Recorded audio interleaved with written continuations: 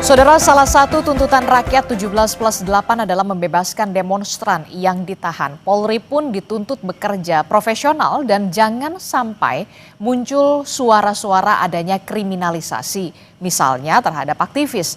Kita akan mengulasnya di pagi hari ini bersama dengan Direktur Institute for Criminal Justice Reform atau ICJR, sudah bergabung bersama kami melalui sambungan daring.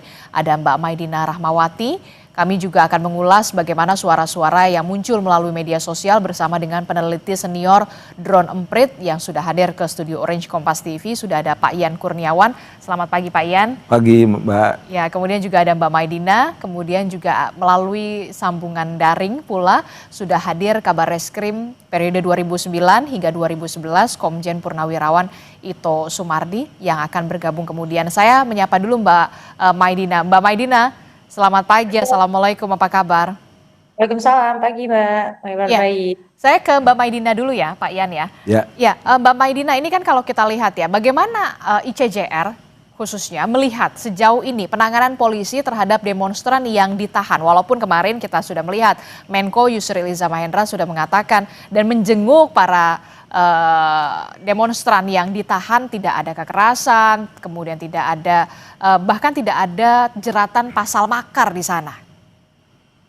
Ya, sebenarnya dari awal kami juga mempertanyakan gitu ya respon Presiden sendiri yang menyebutkan bahwa ini sampai ke pasal makar, bahkan sampai dinarasikan di stigma sebagai melakukan tindakan terorisme. Padahal ya yang dilakukan masyarakat adalah penyampaian pendapat gitu ya. Dan kalau kita lihat elemen rusuh dan provokatifnya sendiri kan perlu ada investigasi gitu ya.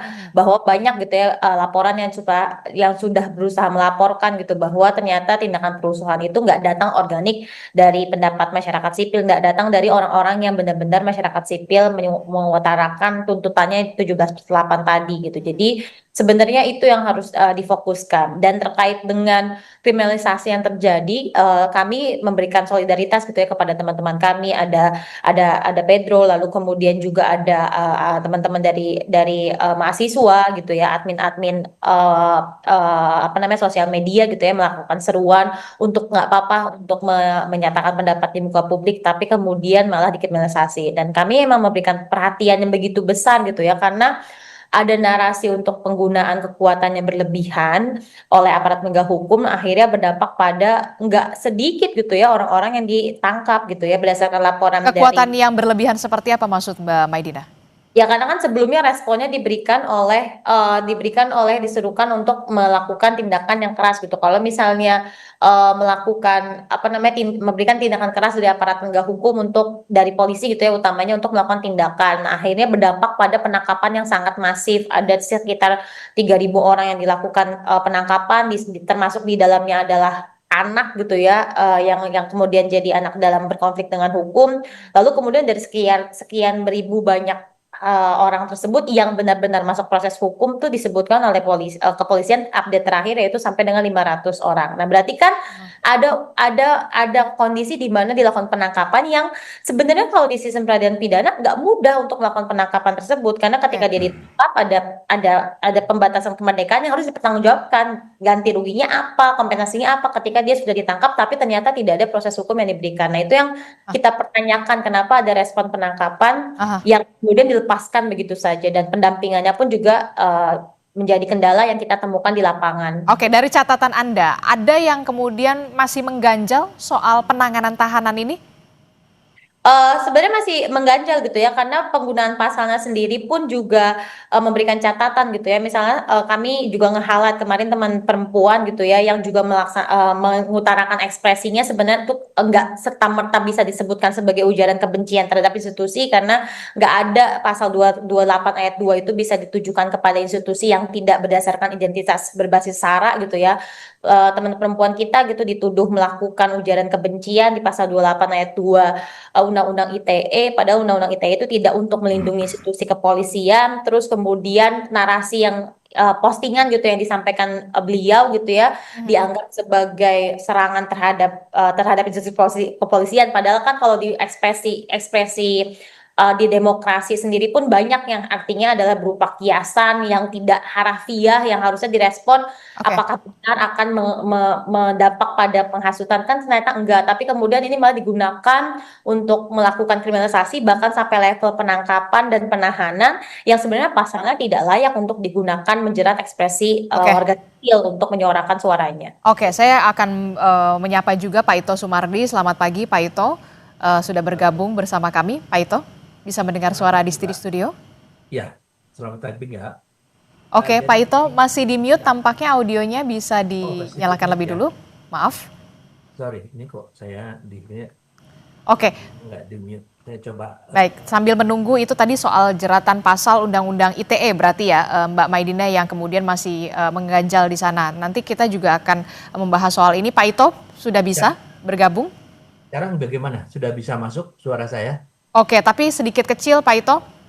Oh, kecil ya, coba saya. Oke, nanti kita akan perbaiki lagi. Nah, itu tadi banyak sekali sorotan mulai dari narasi dugaan kriminalisasi, kemudian jeratan pasal Undang-Undang ITE, begitu yang tadi sudah disinggung oleh Mbak Maidina dari ICJR. Saya ke Drone Emprit dulu, Pak Ian. Ya. Pak Ian, bagaimana di media sosial menyoroti ini semua, begitu ya, soal 17+8, termasuk juga soal banyak sekali demonstran yang kemudian ditahan, aktivis juga, begitu ya. Bagaimana sorotan ini? Jadi gini, jadi ada dua pendekatan yang biasanya kita lakukan. Pertama itu kita menggunakan analisis emosi. Di analisis emosi itu ada 4 yang menonjol dari isu ini, yaitu Apa saja? yang pertama itu antisipasi. Antisipasi itu banyaknya publik yang masih curiga terkait dengan penanganan demonstran yang ditangkap, terus pola kekerasan yang dilakukan oleh aparat dan sebagainya. Terus yang kedua itu terkait dengan trust, dalam hal ini tapi negatif, jadi distrust. Gara-gara kecurigaan yang berlebihan ditandai dengan di lapangan ternyata betul, menciptakan distrust, ketidakpercayaan terhadap aparat. Terus yang ketiga itu joy sebetulnya. Publik ada juga yang mengapresiasi. Kenapa? Ketika pemerintah mendengar dari beberapa poin itu ada beberapa hal yang sudah terrealisasi itu. Terus yang keempat anger itu marah gitu kurang lebih. Nah, terus kalau kita bandingkan lagi dengan perbandingan antar isu itu ada hal yang kami highlight itu ternyata dari data 31 Agustus sampai 8 September itu isu Brimob tabrak ojol itu masih paling tinggi, Mbak. Oke, jadi padahal kejadian Brimob tabrak ojol itu tanggal 28 malam. Artinya sampai sekarang orang masih menceritakan, residunya masih ada. Dan masih menjadi sorotan di dan media masih sosial. menjadi sorotan di itu media di sosial. TikTok, X, atau kemudian di Instagram? Di hampir semua, Mbak, gitu. Oke. Nah, ini dia kita lihat ya bagaimana komparasi isu pasca demonstrasi. Sumbernya dari Drone Emprit, bisa dijelaskan. Ya, ini itu. ternyata Brimob tabrak ojol masih tinggi ya? Masih residu. Ya, 53 ya? Ya, kurang lebih seperti itu. Nah, kenapa bisa muncul kayak gitu? Pertama itu wajar mengingat kejadian Brimob tabrak ojol itu punya dua hal yang pemantiknya. Pertama itu sisi emosional dan kedua sisi sensasional. Terus kedua itu proses dari hukum terkait dengan para pelaku, dalam hal ini adalah para Brimob yang menjalani proses persidangan, kurang lebih seperti itu. Karena juga ada pembelaan gitu dan akhirnya menjadi percakapan tersendiri. Nah, ini bayangan saya, ini menjadi concern sebetulnya buat pemerintah, jadi pelajaran, lesson learn gitu, bahwa ketika menghadapi demonstran betul-betul pakai polanya itu yang persuasif. Jangan lagi ada yang namanya pola represif.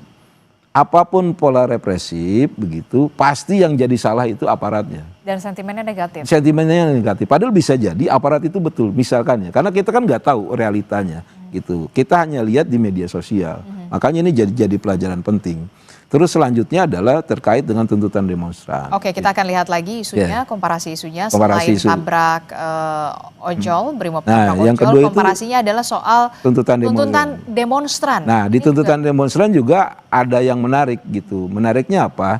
Jadi gini, selama ini kan orang melihat di 17+8 aja. Padahal enggak. Banyak tuntutan-tuntutan lain dan karena dia tidak terkoordinasi, tidak terorkestrasi dengan baik, akhirnya tuntutan itu seolah-olah tidak ada. Contoh yang paling gampang adalah tuntutan buruh. Itu besar. Itu tuntutan buruh itu namanya hostum. Ya, hapus outsourcing, tolak upah murah. Begitu. Terus ada lagi yang namanya sepultura. 10 tuntutan rakyat. Fokusnya ada pada reformasi Polri. Kurang lebih seperti itu. Ada lagi reshuffle. Reshuffle ternyata sudah dilakukan gitu. Makanya sebetulnya kalau pemerintah bisa melihat lebih jernih gitu, apa yang harus dilakukan? Pertama itu rangkul semua. Gitu. Minimal bahwa pemerintah mendengar itu terlihat oleh publik. Ya, terus kedua itu aksi. Nah, problemnya ini kan ini komunikasi sudah dilakukan, pemerintah terlihat sudah mendengar, aksinya nih yang agak kelamaan. Makanya dibilang karena masih delay gitu. Masih delay, dibilangnya Bapak simbolis aja nih gitu. Nah, itu yang sebetulnya ditunggu oleh mahasiswa. Oke, nanti Gitu. kita juga akan bahas soal itu, soal di media sosial lainnya. Tapi saya ke Pak Ito dulu. Pak Ito, sudah bisa mendengar suara di studio, Pak Ito?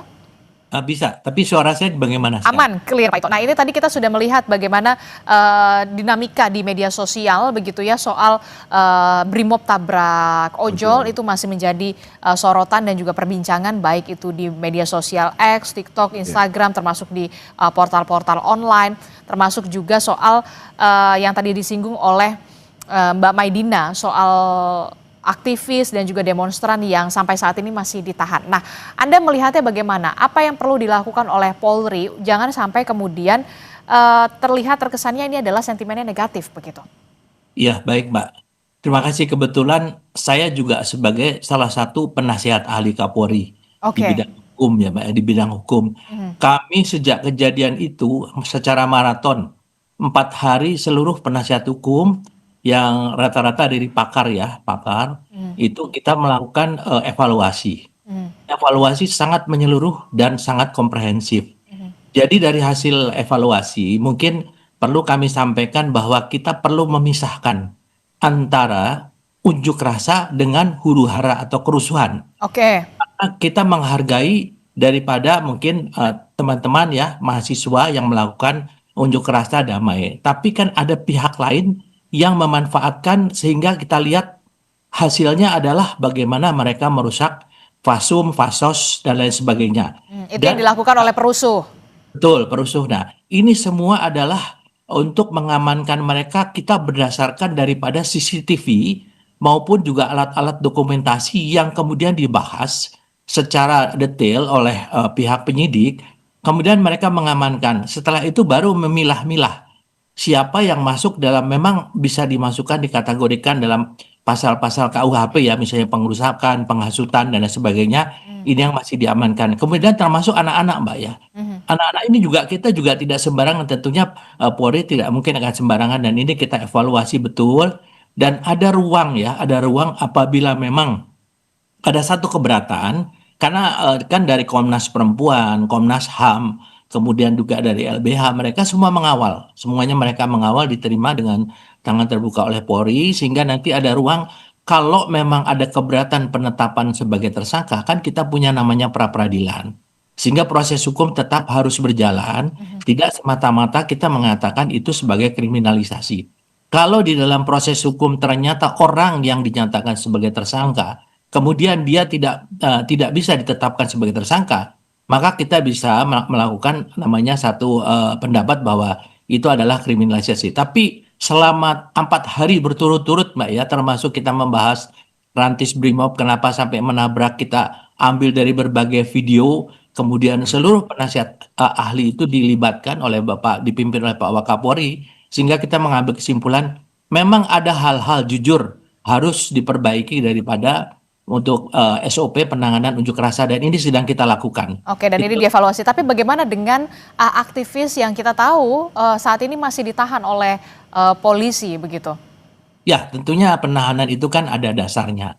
Ada dasar apakah alat-alat bukti yang dikumpulkan baik melalui video maupun daripada alat bukti lain. Tapi kan tadi saya sampaikan, kita membuka ruang kepada pihak misalnya penasihat hukum ataupun badan-badan yang mungkin ingin menyampaikan bahwa keberatan, kita tempuh jalur hukum, dan kita juga terbuka Mbak. Ada juga namanya RJ.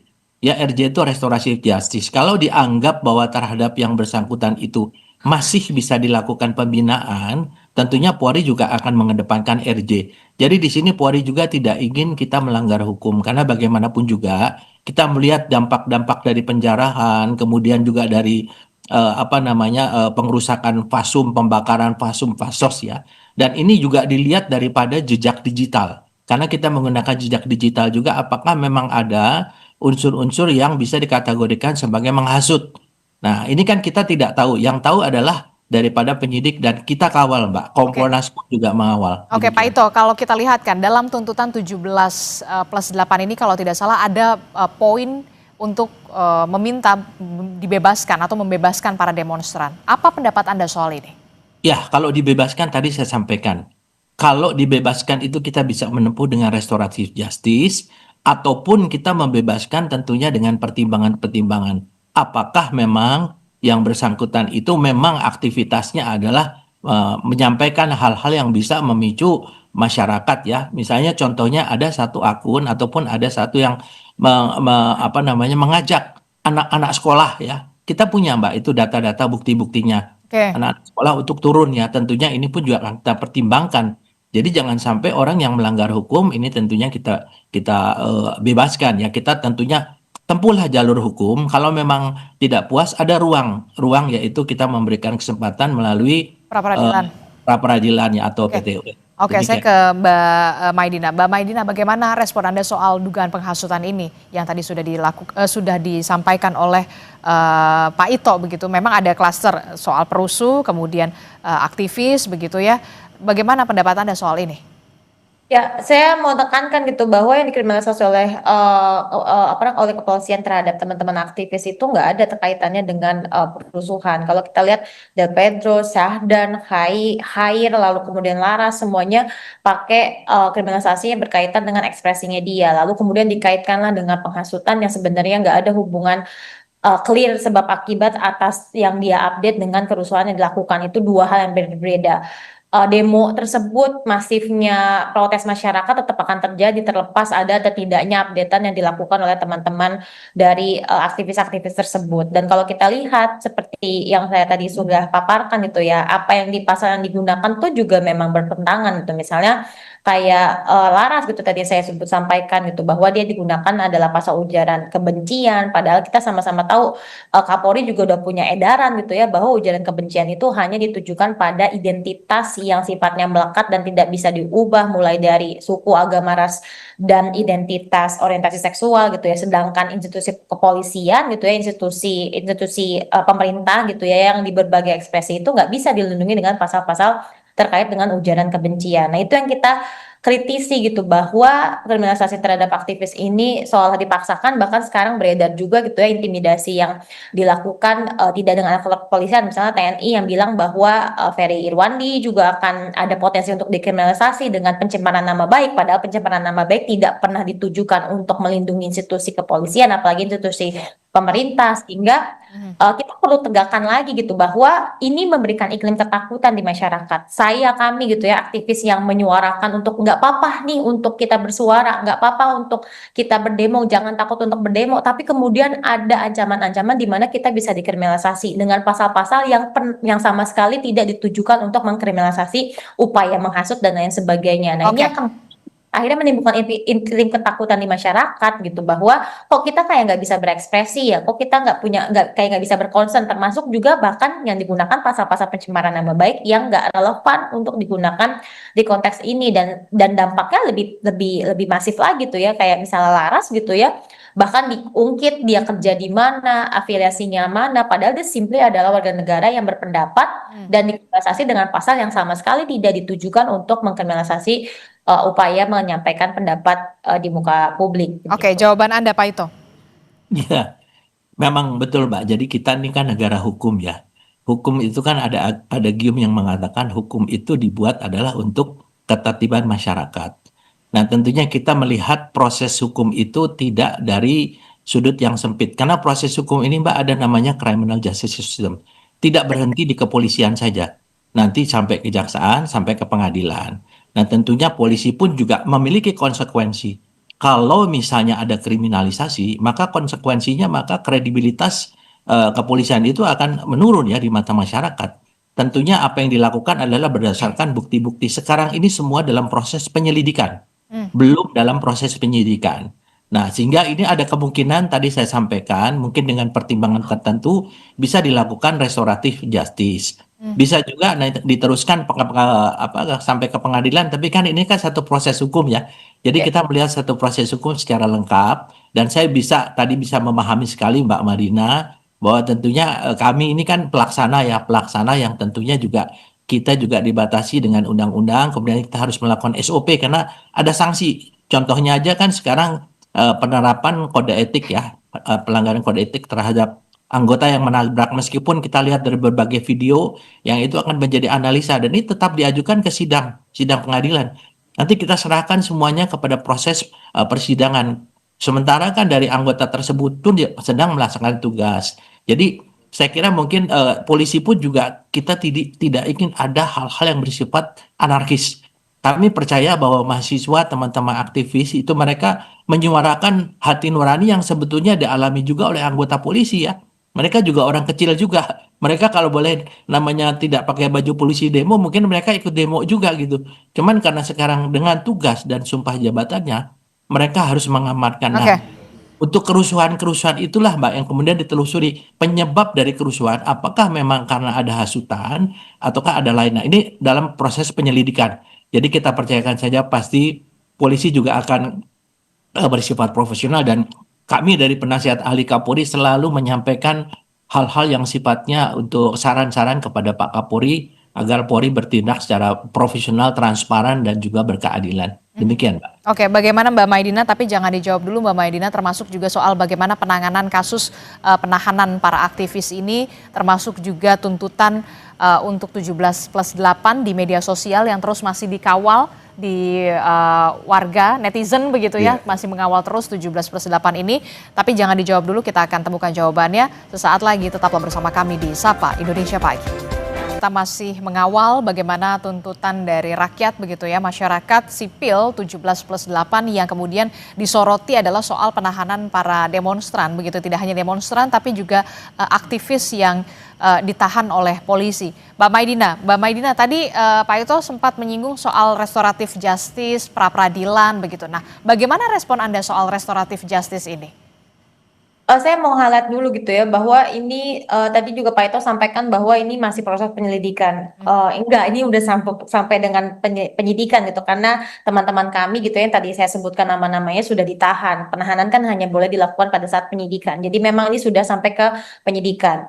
Dan saya juga concern sekali dengan narasi soal bahwa ini bisa diselesaikan dengan restoratif justice. Ini sebenarnya meneruskan kembali salah kaprah restoratif justice di Indonesia gitu, bahwa sebenarnya ide tentang restoratif justice adalah soal penguatan hak korban dan pelaku punya ruang untuk saling bertemu dan menyelesaikan perkaranya gitu ya, untuk menghasilkan win-win solution. Nah, itu hanya untuk tindak pidana dengan korban. Di konteks ini, dia ketika kita mau melaksanakan restoratif justice harus clear bahwa dia adalah tindak pidana, pelakunya jelas, korbannya jelas. Di konteks ini kan kita sama-sama mempertanyakan apakah ini benar-benar adalah tindak pidana. Tadi saya sudah sampaikan, misalnya pasal yang digunakan untuk Del Pedro adalah pasal 160 KUHP tentang penghasutan. Sampai dengan saat ini belum clear, jelas gitu ya, bukti yang dihadirkan bagaimana apa yang mendasarkan updatean dari Del Pedro yang berkolaborasi dengan banyak akun, tapi kemudian yang dijerat dia aja. Lalu kemudian apakah itu serta-merta postingan tersebut berdampak pada terjadinya kerusuhan yang dinarasikan, berdampak pada terjadinya penyerangan kantor kepolisian? Kan enggak ada yang menjelaskan bahwa postingan tersebut berkorelasi dengan demo-demo yang terjadi di masyarakat. Nah, itu yang digunakan adalah pasal 160. Kita dudukan kembali bahwa nggak terbukti ada tindakan yang saling berhubungan untuk menghasilkan demo sehingga Del Pedro dianggap sebagai penghasut. Itu yang pertama, untuk tindak pidananya. Lalu kemudian yang kedua, kalau kita mau pakai restoratif justice, siapa pelaku dan korbannya? Kalau pakai pasal-pasal 160 di KUHP, dia adalah tindak pidana terhadap keamanan negara. Apakah negara ada representasinya untuk dia bisa mediasi dengan Del Pedro? Kan enggak. Itu yang kita dudukan lagi. Jadi pertanyaan pertamanya adalah apakah benar apa yang dilakukan oleh Del Pedro adalah tindak pidana? Baru kemudian menghadirkan ide soal restoratif justice. Sedangkan definisi restoratif justice yang tadi kita sampaikan, yang kita bahas di sini ternyata nggak tepat. Restoratif justice itu tidak seperti ini. Ini yang harus kita teruskan lagi. Kalau kita baik Pak. Bukan dengan restoratif justice, ini salah juga akhirnya merespon situasi ini dengan menarasikan diselesaikan dengan RJ. RJ tidak seperti ini yang benar. Oke, Pak Ito, respon Anda. Ya, baik. Yang pertama saya luruskan dulu, Mbak ya. Tadi kita bicara secara keseluruhan juga. Mengapa dari sekian ribu menjadi 500? Semua memang melalui proses penyelidikan. Dari proses penyelidikan itu kemudian kita pilah-pilah siapa yang bisa dinaikkan untuk menjadi proses penyidikan. Ya, termasuk Pedro ini kan. Tentunya penyidik juga tidak sembarangan menetapkan tersangka karena kan dalam penyelidikan itu adalah mengumpulkan alat bukti. Sehingga alat bukti itu apakah memang memenuhi minimal dua alat bukti untuk dinaikkan menjadi penyidikan. Nah, kemudian pada saat perbincangan kemarin kami dalam merapat dengan Bapak Wakapolri langsung untuk membahas masalah ini, maka kita pertimbangkan ya, kita pertimbangkan karena langkah apa yang bisa kita lakukan. Kalau mengatakan apa namanya penghentian penyidikan tentunya kan berarti ada alat bukti yang tidak mencukupi. Nah, kalau tidak, memang kita teruskan ke pengadilan dengan catatan tadi masih ada ruang untuk kita melakukan pra peradilan ya atau PT UN mungkin ya. Nah, kemudian yang kedua Mbak, bahwa sekarang kan Polri ini sedang melakukan revisi ya SOP besar-besaran dengan melibatkan Komnas HAM, kemudian beberapa pakar dari penasihat ahli yang memang di bidang ilmu masing-masing, supaya nanti SOP yang akan kita terapkan ke depan tidak ada lagi potensi adanya pelanggaran HAM. Nah, sekarang kalau untuk masalah penanganan hukum ini, menurut saya, sekarang kan penyidik yang paling tahu ya. Saya juga tidak tahu materi penyidikan, saya tidak tahu. Saya kira kita semua di sini tidak tahu. Nah, kita mungkin untuk masalah ini, kalau untuk pihak yang saat ini ditetapkan sebagai tersangka, marilah kita didampingi dengan penasihat hukum dan bisa menyampaikan hak-haknya untuk harus dihormati oleh penyidik ya. Jadi kita juga berharap, mungkin saya tadi sependapat ya. Oke. Termasuk juga yang juga jadi sorotan hari ini adalah soal bagaimana Menteri Koordinator Bidang Hukum, HAM, Imigrasi dan Pemasyarakatan Yusril Iza Mahendra yang kita lihat menjenguk aktivis begitu ya, Del Pedro begitu di tahanan di sel begitu.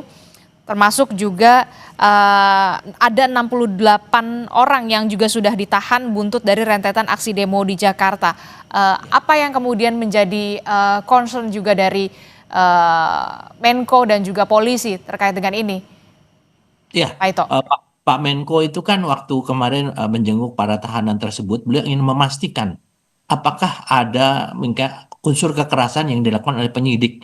Karena kalau itu ada, berarti ada satu risiko bahwa korban itu tentunya harus mendapatkan perlindungan, bahkan kalau perlu harus dilepaskan ya, karena ada pelanggaran HAM ya oleh anggota kepolisian. Nah, setelah dilihat bahwa yang dilakukan adalah sesuai dengan ketentuan, tidak ada unsur kekerasan, tentunya Pak Menko juga waktu kemarin itu mengarahkan kepada penyidik bahwa mereka harus betul-betul bisa membuktikan ya, bisa membuktikan tuntutan yang disampaikan kepada mereka dalam statusnya sebagai tersangka. Itu Pak Menko menyampaikan dan juga beliau juga menyampaikan masih ada ruang kalau memang ada keberatan dari pihak yang ditersangkakan itu adalah tadi bisa digunakan mungkin melalui pra peradilan yang tentunya itu hak mereka dan Polri harus mematuhi untuk itu ya. Tapi kalau tidak, tadi saya sampaikan bahwa untuk masalah penanganan hukum kan polisi bukan di polisi saja dalam criminal justice system ini ada polisi, ada jaksa sampai pengadilan ya. Saya kira mungkin itu yang mungkin kita perlu untuk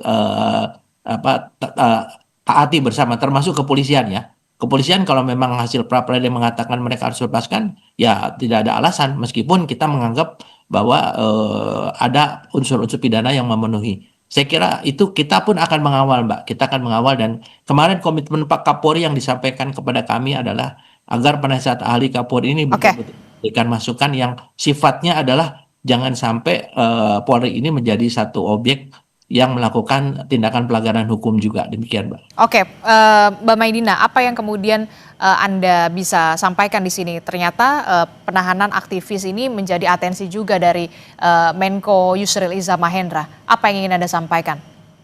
Kembali lagi sih seharusnya juga Pak Menko bisa melihat gitu ya, tidak hanya treatment terhadap teman-teman aktivis yang ya jelas gitu ya nggak dilakukan kekerasan karena spotlightnya sangat besar ke teman-teman aktivis, kita melakukan pendampingan setiap harinya jelas gitu ya treatmentnya benar, tapi harusnya Pak Menko bisa ngejelasin juga gitu kenapa dasar-dasar kenapa akhirnya teman-teman aktivis ini kemudian ditahan, bahkan kalau saya boleh highlight lagi kembali lagi saya bahas gitu ya bahwa penangkapannya pun juga tidak perlu karena harusnya Pedro sempat dipanggil 2 kali terlebih dahulu kalau kita baca KUHAP gitu ya, perlu dipanggil terlebih dahulu 2 kali, kalau 2 kali tidak hadir ke pemanggilan tersebut baru bisa dilakukan penangkapan. Nah, itu saja, proses itu saja tidak dilalui. Pedro kemudian ditangkap tiba-tiba, lalu kemudian dijerat dengan tindak pidana yang tadi saya uraikan, ternyata tidak memenuhi unsur-unsur pidananya, lalu kemudian diberlakukan penahanan terhadap dia simply karena ancaman pidananya di pasal 160 KUHP itu di atas 5 tahun. Padahal kalau kita lihat di syarat-syarat penahanan tuh spesifik banget gitu ya. Apakah Pedro punya tendensi melarikan diri? Dia aja nggak tahu, dia aja kan di sini gitu. Jadi banyak mendampingi demonstran, gimana dia bisa melarikan diri? Dia banyak menandatangani surat kuasa untuk memberikan pendampingan. Oke. Gimana dia bisa melarikan diri? Jadi itu sih harus dilihat rangkaiannya gitu. Kembalikan lagi bahwa yang dilakukan Pedro adalah ekspresi masyarakat sipil yang sama-sama jengah dengan banyak catatan di pemerintahan, dan dia tidak serta-merta melakukan penghasutan karena demo ini akan terjadi terlepas dari Pedro mengupdate atau tidak di Instagramnya. Dan yang ketiga gitu, kalau misalnya Pedro bisa dijerat dengan demikian, berarti kita semua akan takut untuk berpendapat. Apakah kita menjadi bangsa yang saling menakutkan satu sama lain untuk menyatakan ekspresi kita, kritik kita terhadap kinerja pemerintah. Nah, itu yang kita dudukan kembali nih. Jangan kemudian berfokus pada treatmentnya bagus kok, nggak ada kekerasan dan lain sebagainya.